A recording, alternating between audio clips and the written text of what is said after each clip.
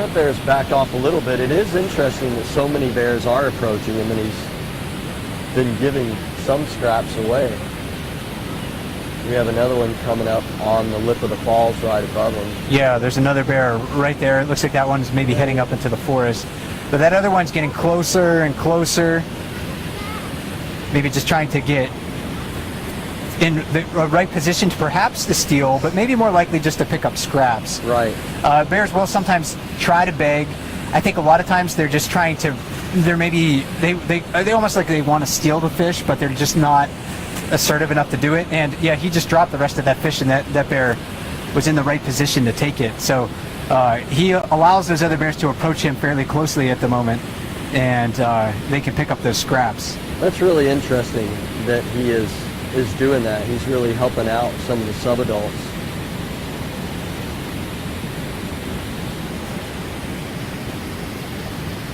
And that's again, one thing. If you want to know how we're identifying these bears, a lot of it comes from studying our ebook, The Bears of Brooks River, and we call it the 2018 Bear Book, and it's downloadable for free at nps.gov/KATM for Katmai, or is it ebooks?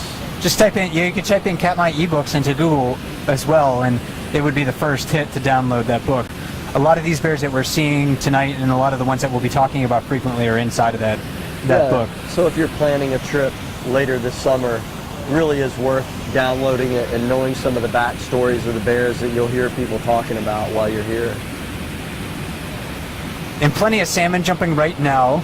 When we first got here, maybe about 40 a minute. It looks like the pace has picked up since then. Bears are finding quite a bit of success if you're at the waterfall. The ones downstream, again, are picking up a lot of scraps. And we have a younger bear right next to us here, Russ, that looks like it's trying to find some fish, but maybe doesn't want to get closer to the big adults, or maybe just doesn't quite know how to do it yet. Yeah, it looks like probably a little of both. Definitely wants to keep distance and is standing up on his hind legs or hers, just kind of looking to see if they can catch a fish in that little pool. You can see a few salmon broiling around in there, and it's just hoping to grab one of those. And it does take practice to get good at fishing the waterfall.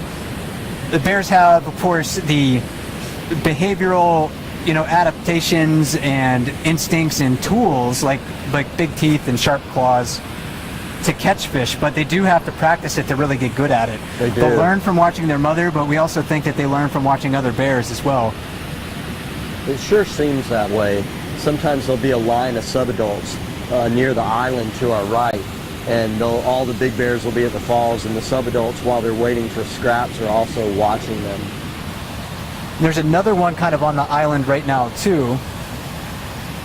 You can see that one's just sort of hovering on the fringes. Very typical of those young bears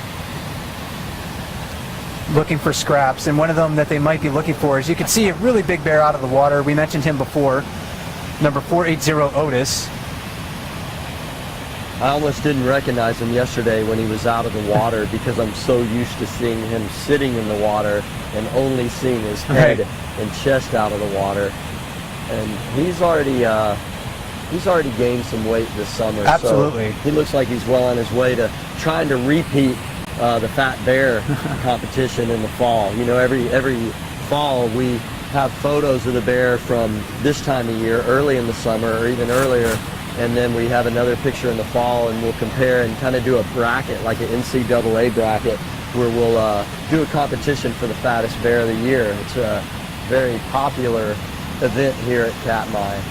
Otis was, he won last year, didn't he? He did. He was very fat. In my opinion, he wasn't the fattest, but you were for 747. I endorsed 747. That was my official endorsement. But we'll see. Both of these bears are going to be really large in the fall.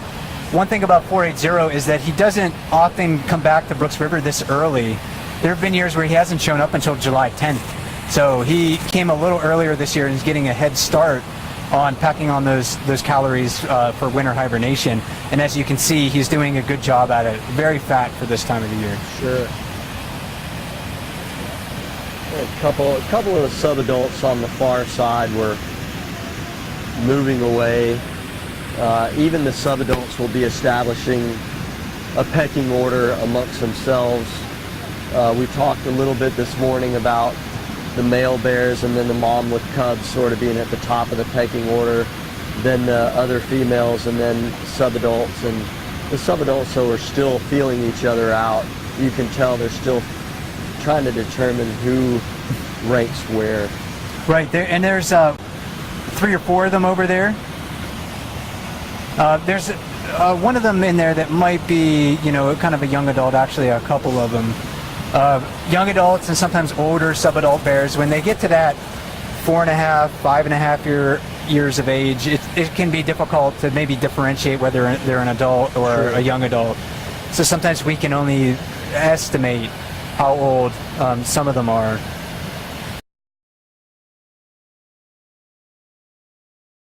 It's almost like a baby boomer generation. You're going to have a whole generation of bears that are competing with each other for the same resources, high numbers of them, and that'll be interesting to watch.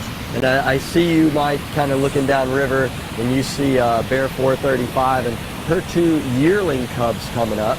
So if a bear is in its first summer, we're going to call that bear a spring cub. Some people will call it a cub of the year. You'll hear us use both those terms for a brand new cub. Hollies are yearlings, so they're in their second summer. And interesting that she has one dark and one light one. Most bears will emancipate them at the beginning of the next season, although some bears have kept their cubs for a 3rd year. If they do that, they're really a force to be reckoned with, because the cubs end up almost as large as mom, and Right. they can really displace some other subadults and even some bigger bears. Yeah, three big bears kind of all tolerant of one another and working in tandem to find food is very intimidating, especially to smaller bears, and sometimes even adult males will see them back down. One thing that's actually really interesting about 435 is that she won't come to the waterfall when she has young spring cubs. We really don't see her venturing up into this area, but she'll come up here when her cubs are a little bit older, maybe a little bit bolder, feeling a bit more independent. The cubs are able to avoid threats a little bit easier. Yeah. A spring cub at this time of the year is going to be very small, maybe 20, 25 pounds or something like Right. that. And we did have a spring cub that was killed here just About a week ago. Yeah, so not too long ago. And that's maybe one reason why a lot of mothers with cubs will avoid the waterfall. But we can see this evening that 435, and she's moving back downriver, is maybe willing to take a little bit of an extra risk right now because her cubs are just a little bit older. Yeah, you do get a little bit concerned for them, just because there are so many other bears wandering around through here right now. And the cubs definitely look a little bit wary. They're sticking closer to mom. Sometimes on the lower river, she'll leave them on the beach and she'll go way out into the mouth of the river, the fish leaving them behind. But tonight, they're sticking pretty close to her. And that's, as they move out of our line of sight, yeah, that's something to, when you're watching mothers and cubs, if you want to understand sort of the stress that the cubs are under, just look at mom. If mom is stressed, the cubs are stressed. If mom is feeling relaxed, the cubs are relaxed. And down at the mouth of the river, where if you're watching one of the lower river cameras, it's a lot, bears have more space, the food resources are more dispersed, there's less competition for salmon, so the threat level is a bit lower down there, and we can see a lot more playful behavior from younger bears, and also sometimes nursing. There was nursing caught on the cam, I think, just maybe yesterday. Okay, good. I didn't catch that. Yeah, with 451 nursing her cubs in an area where she had a really good line of sight, and didn't have to really worry about other bears sneaking up on her. Wow, that's great. People could see that. It's one of the beautiful things about Explore.org and our partnership with them is that we have 6 cameras in the area along the river, even one underwater camera that's caught some beautiful highlights this summer, and we're able to watch, the majority of the populated spots along the river. And just a moment ago, there were 2 bears sort of on the lip of the waterfall. Number 409, you can see standing there looking for the fish, just waiting for the fish to jump to her. Somebody's vocalizing on the side. Yeah, that's why on the far side over there, 2 bears in a dispute over some salmon. And I wanted to talk about that other bear that was approaching her in the